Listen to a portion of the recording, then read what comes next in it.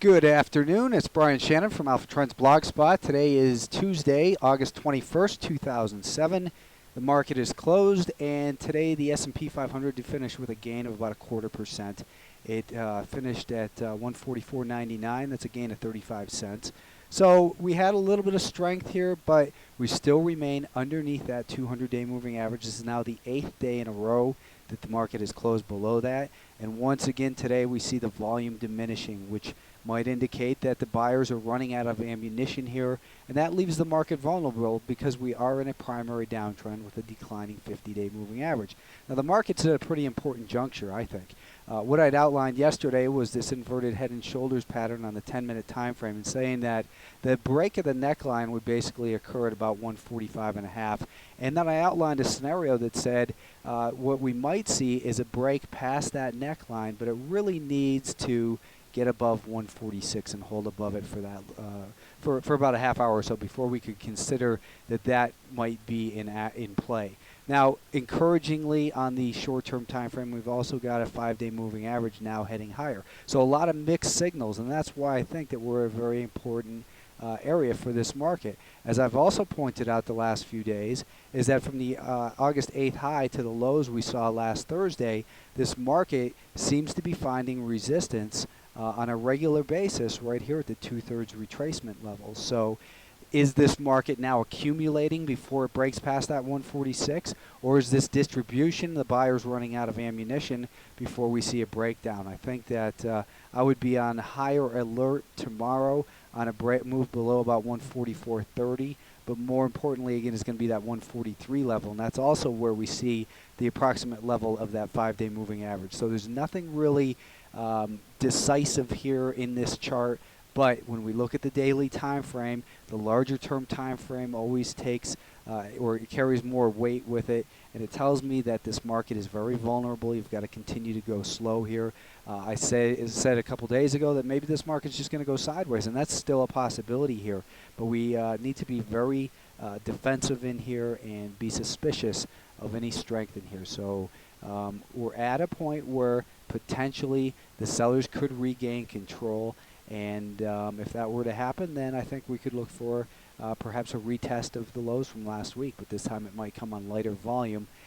But let's see what happens with those levels that I outlined. So in other words, if it gets back above 146 and can stay above that level for a little while, then that puts this inverted head and shoulders pattern into play that I mentioned yesterday for the first time. And we could make an approximate target very conservatively of about 8 points being the height of that pattern, and that would give us a target up near 154, which at this point to me is hard to believe, but you never know. We do still see what's the definition of a downtrend: lower highs and lower lows. So I still think we've got that 50-day moving average might find some resistance in there, and the other markets aren't really in fantastic shape either, but they are also at critical levels. For instance, the semiconductors, the SMH. In here, I've been looking at this one as having coming up to resistance near the 37 to 37.50 level.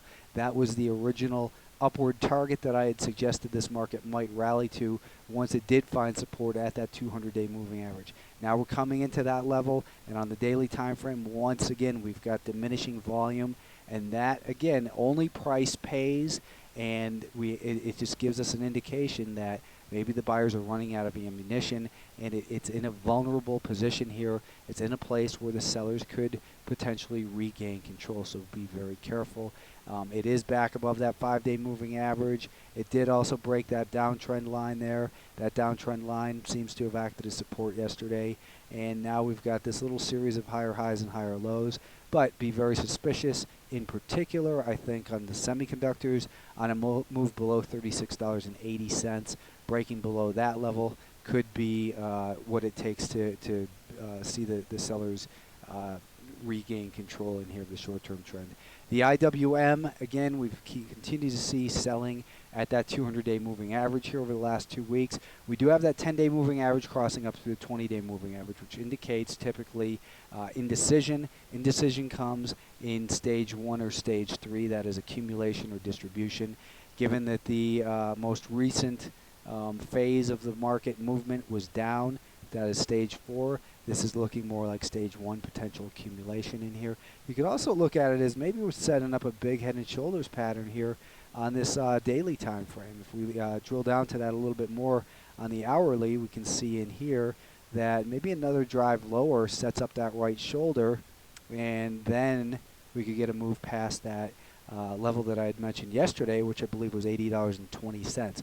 Above 80.20 or so, we could get some pretty good upside squeeze action. And here's where what I'm trying to outline is this inverted head and shoulders pattern. So above 80.20 or so, it could take a lot of sellers off guard. Right now, even before that level though, I think getting above 79 and holding there for a bit would put another test of that 80 level or the 200-day moving average into play. We do still have a declining 50-day moving average, so very, very mixed messages from the market.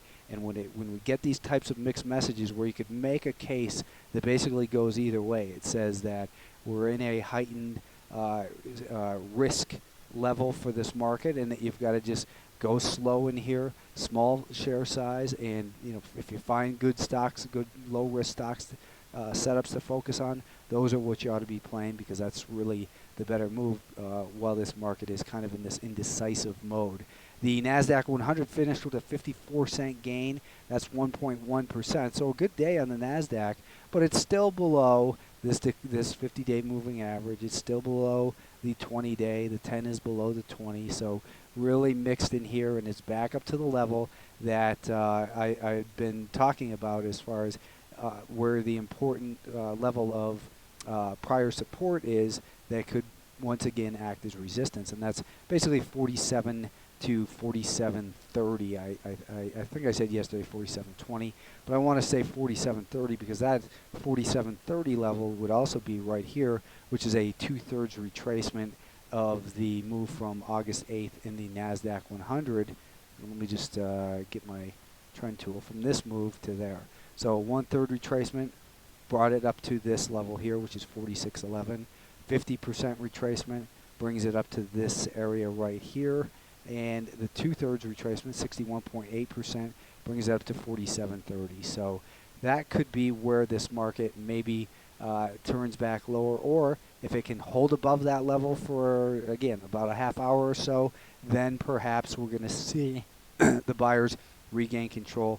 Again, though, on the daily time frame, look at the volume. A lot of mixed signals in here, a lot of reasons to be concerned, and just continue to be very defensive.